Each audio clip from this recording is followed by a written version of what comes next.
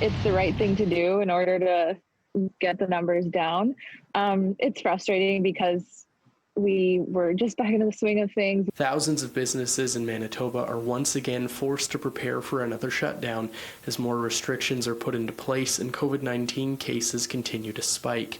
We have a pretty big place, but we're still just a small business. Among the number of businesses ordered to close are hair salons. Prep Hair co-owner Allison Marinelli says she's worried about how stressed and panicked her staff is, saying that the morale among the 20 of them dropped fast after the provincial announcement. 2 of them just started tearing up to me right before this call, so they're worried about money. They're worried about how are they going to pay their bills. Their bills aren't stopping. They have kids or they have rent or mortgages, and they all have different concerns. But I mean, it mostly relates to finances and not knowing how they're going to pay for their next bill that comes. Marinelli is worried her staff, who mostly work commission and will be taking a financial hit again, won't have access to the same federal resources that were available during the first lockdown. Gyms are also ordered to close. The Assiniboine Athletic Club was operating at less than provincial capacity recently in the hopes they could do their part to curb the spread of COVID-19. It's a bit of a kick to the teeth a little bit, but I mean, we have to kind of understand,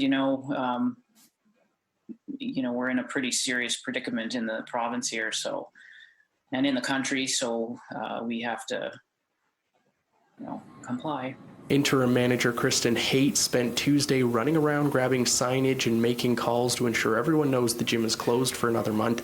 She believes the gym can survive the closure, but again, it's employees that are going to feel the effects. During the last closure, I was employed the whole time. This time, it's not going to be probably the same, but we're still with our management team is kind of going through those decisions right now. As for provincial support, Premier Brian Pallister announced Tuesday that small to medium-sized businesses will have access to $5,000 up front if they're affected by the shutdown, with the possibility of another $5,000 being automatically deposited in the new year should restrictions last. You are the backbone of our economy, and I know that you put it on the line, and I know that many of you have had to close your doors, you've had to lay off staff who you love, you've had to put capital on the line every day.